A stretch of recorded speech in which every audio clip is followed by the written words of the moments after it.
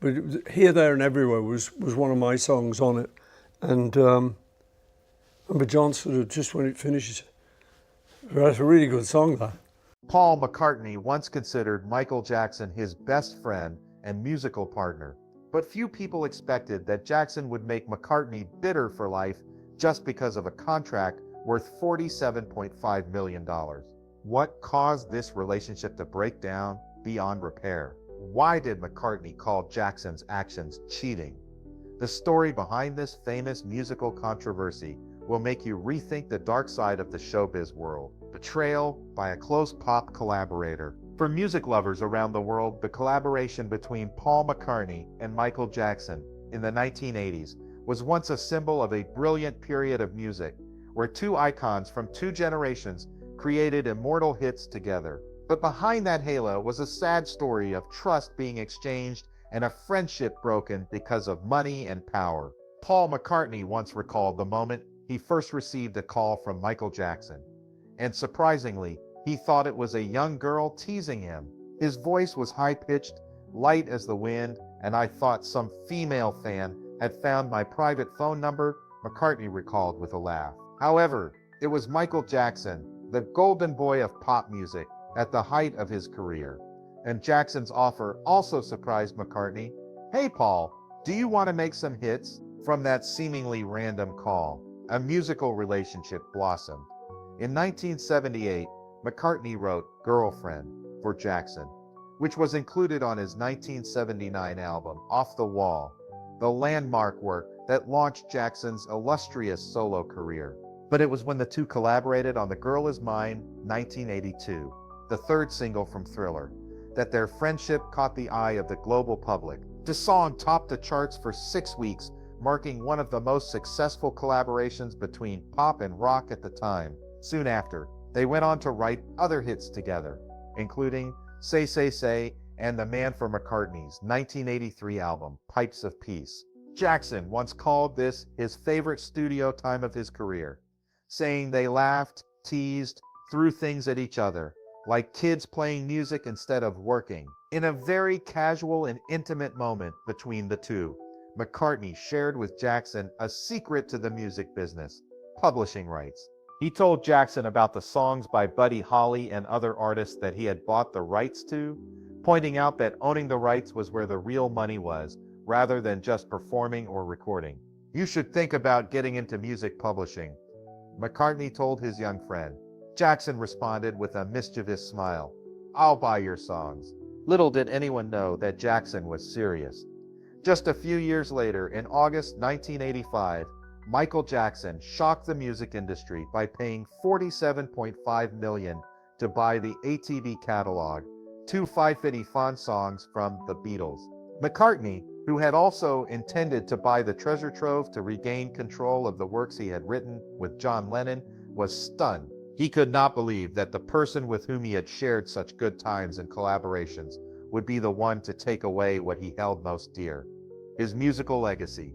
It was a stab in the back, McCartney admitted, being friends with someone and then buying the carpet they were standing on.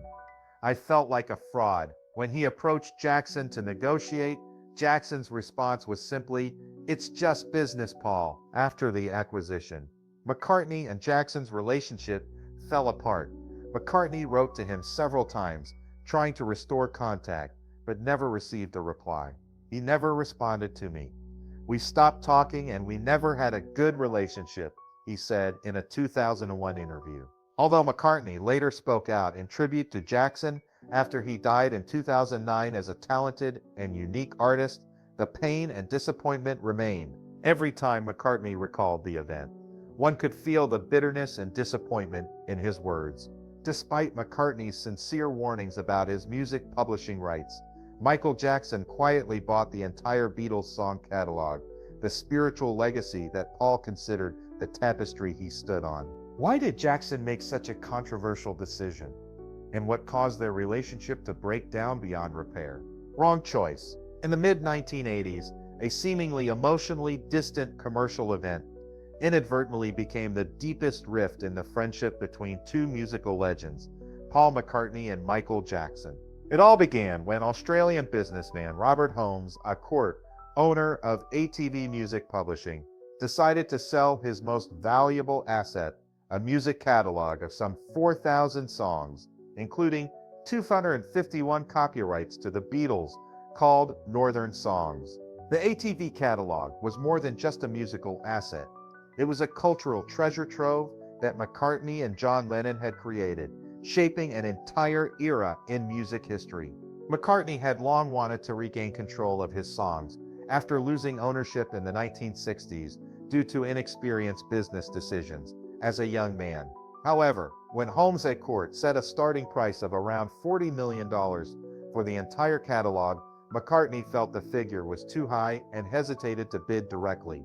He did, however, quietly assign his financial advisor to monitor the process, hoping to negotiate a different solution in the future. Ironically, it was Paul McCartney who first sparked Michael Jackson's interest in music publishing during a candid conversation in the studio. McCartney had told Jackson about the huge profits that came from owning music copyrights and showed him a list of songs he had invested in, including works by Buddy Holly and many others. Michael Jackson, then at the height of his fame after the success of Thriller, didn't just listen, he acted.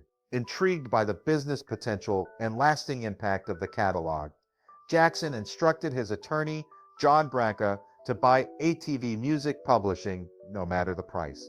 The bidding was quiet but fierce, and on August 14, 1985, Jackson officially beat out all the competition, closing the deal for a shocking $47.5 million. When he learned that his former best friend and creative partner had acquired the rights to the songs associated with his name, McCartney was devastated. Not only was he sad that he could not reclaim his legacy, but he also felt betrayed by someone he had trusted. McCartney described his feelings with a painful image. He bought the carpet I'm standing on. Even when McCartney tried to approach Jackson to negotiate a small purchase or easier licensing of his songs, Jackson flatly refused, coldly replying, "It's just business, Paul." These are words that McCartney never forgot. For him, music is not simply a commercial product, it is a memory, the creative soul of an artist's life. When the friend who had once played with him in the studio, throwing things at each other and joking, turned against him for financial gain, he felt hurt not only financially, but also mentally. Later, in 2001, McCartney shared in an interview that he had written to Jackson many times but received no response. The once close relationship officially ended after that event, and Jackson retained control of the catalog until he died. Although the catalog was later acquired by Sony, and McCartney made legal efforts to regain some of the rights, the shock of 1985 remains one of the biggest wounds in his life, not just as a musician, but as a friend.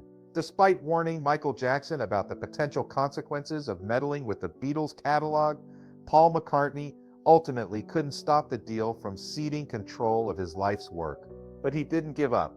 Over the next several years, McCartney quietly and sometimes publicly tried to regain the rights to songs he and John Lennon had written.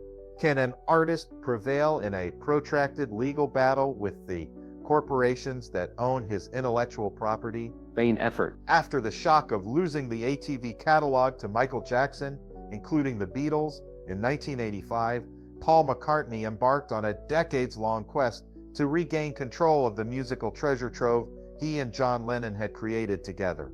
For McCartney, it was not just a financial matter, but a deeply personal struggle to regain ownership of the artistic legacy that was associated with his name, his life, and his memory.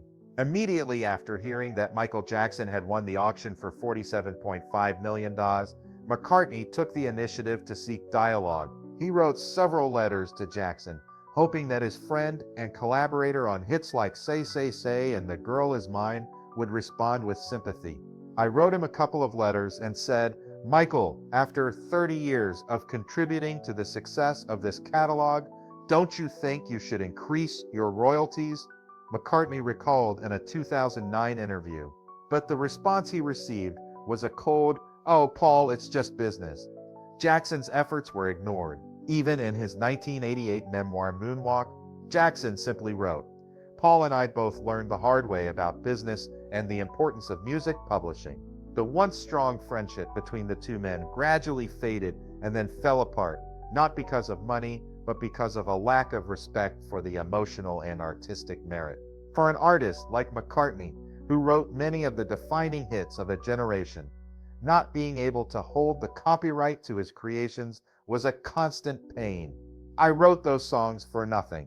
Now I have to buy them back at a huge price, which I can't afford, he said in 2001. McCartney wasn't just privately frustrated. He also made his displeasure public.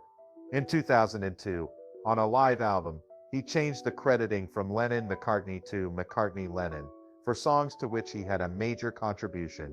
A year later, he released Let It Be, Naked, a more stripped-down version of Let It Be, stripped out producer Phil Spector's complex arrangements, a way of reclaiming control of the music in its original spirit. The real breakthrough came when McCartney found a powerful legal tool, the 1976 U.S. Copyright Act. This law allows artists to reclaim ownership of published music after 56 years if they can prove they are the original author. Based on that, McCartney began sending notices of termination in 2008, strategically targeting each song, starting with Love Me Do, the Beatles' debut song, released in 1962 and eligible for copyright restoration. However, the road was not smooth. In 2016, Duran Duran lost a similar case in the UK, raising the legal stakes.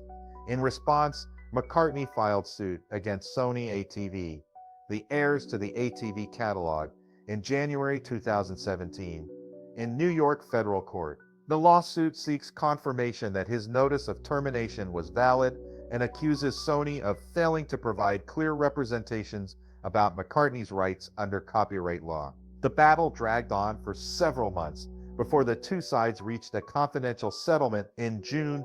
Although the terms were not made public, media and industry experts believe that McCartney succeeded in regaining the rights to many of the Beatles' core compositions in the United States, regains control after decades of struggle, despite once being considered one of the richest and most powerful artists in the world.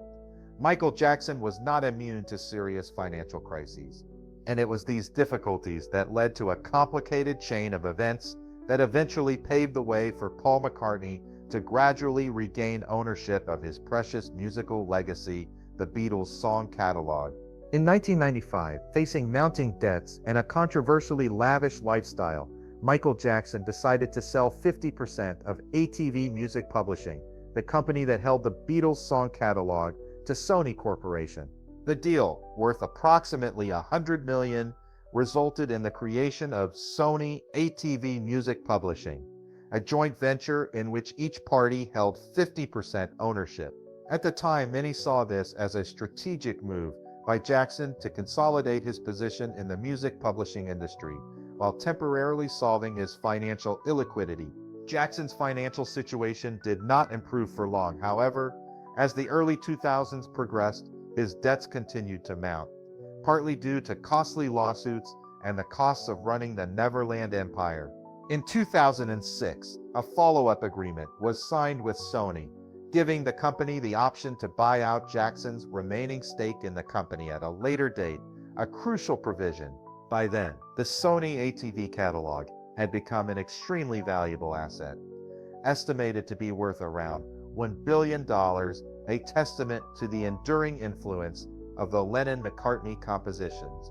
After Michael Jackson's sudden death in 2009, his estate continued to face financial pressures from inheritance taxes, lawsuits, and the costs of maintaining his estate. In a strategic move in 2016, Sony offered to buy out the Jackson family's entire 50% stake in Sony ATV for up to $750 million.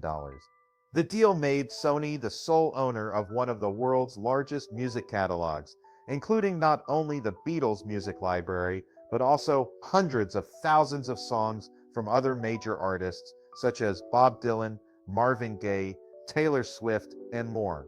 While the transfer of ownership between the music industry giants is proceeding smoothly on paper, in a parallel but quieter development, Paul McCartney is still persistently pursuing the goal of regaining ownership of the works he created with John Lennon. For him, this is not simply a legal battle, but an effort to restore fairness to the creators themselves, something that the music publishing system of the past often forgot. McCartney's hope was sparked by the U.S. Copyright Act of 1976. Under this law, authors have the right to terminate copyright contracts after 56 years from the date of publication of a work, thereby regaining ownership of their works. This is an important point in the U.S. legal system to protect the long-term interests of songwriters and artists from unfair or unbalanced agreements in the past. Starting in 2008, McCartney's legal team began sending termination notices to each Beatles song in chronological order. Love Me Do, the band's debut, was the first to be eligible, effective in October 2018. The plan, carefully crafted over nearly a decade, was a calculated, legal counterattack. But McCartney still faced a major hurdle. In 2016, Duran Duran lost a similar case in the UK, trying to reclaim the publishing rights to their songs. That case left McCartney worried that Sony, with its vast financial and legal resources, might follow suit and deny him his rights. Faced with that prospect, in January 2017, he decided to file a lawsuit against Sony ATV in Manhattan federal court, asking for a judgment recognizing the legality of the termination notices he had filed. Just 6 months after the lawsuit was filed, in June 2017, McCartney and Sony ATV reached a historic settlement. While the specific terms were not made public, the message from McCartney's attorneys was clear. The parties have resolved this matter by entering into a confidential settlement agreement. The case was later dismissed by a Manhattan federal court. For McCartney, it was the culmination of nearly 5 decades of relentless fighting, a relentless battle to regain control of the work that defined his career and an era of world music, not simply in terms of finances, but in terms of honor, identity, and artistic autonomy. After decades of relentless fighting to regain control of his musical legacy, McCartney succeeded. But what happened to his relationship with Michael Jackson after those bitter disputes? Were they able to maintain mutual respect, or did things fall apart completely? The relationship after Michael Jackson died in 2009, Paul McCartney's relationship with his family and with Jackson's estate seemed to have thawed somewhat, especially as copyright issues surrounding the Beatles' catalog were gradually resolved. After Michael Jackson's sudden death in 2009, Paul McCartney did not attack or criticize the late singer. Instead, he said emotionally, "I have fond memories of the time we worked together. Sadly, someone so talented and influential has gone too soon." Paul McCartney. However, the music rights issue remained, and it had entered a legal phase, no longer a personal dispute between the two artists, but between McCartney and Sony ATV, the company that the Jackson estate owned half of before his family sold it to Sony. And for McCartney, this was not just a business deal, but also a personal blow, because he had believed that Jackson, the young friend he had mentored and shared his experiences with, would do nothing to jeopardize the legacy associated with his creative life and John Lennon. However, Jackson at the time viewed the ATV purchase as a strategic move and was blunt in stating that it's just business. Despite his disappointment, McCartney never publicly criticized Jackson in the media. In contrast, he remained calm and measured when speaking about Jackson, even after he died in 2009. In a statement following Jackson's sudden death, McCartney said, "I am deeply saddened by the news of Michael's passing. We had wonderful memories of working together. He was an extraordinary artist and a sensitive soul." This statement shows that, despite the tumultuous personal relationship, McCartney still had respect for Jackson's talent and legacy.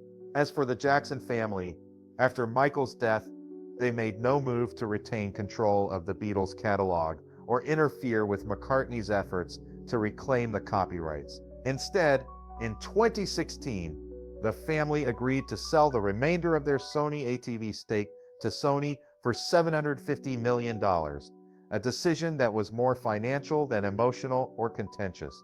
This inadvertently enabled McCartney to file a lawsuit against Sony, ATV, and eventually reach a settlement in 2017 without facing negative backlash from the Jackson family. The fact that neither McCartney nor the Jackson family continued to publicly confront each other after those events suggests a deliberate choice to close the past in silence, rather than continue to dig into the differences from years past. There were no accusations, no media battles. Instead, there was silence, leaving room for time and history to judge for themselves. This becomes even more meaningful when placed in the context of modern music.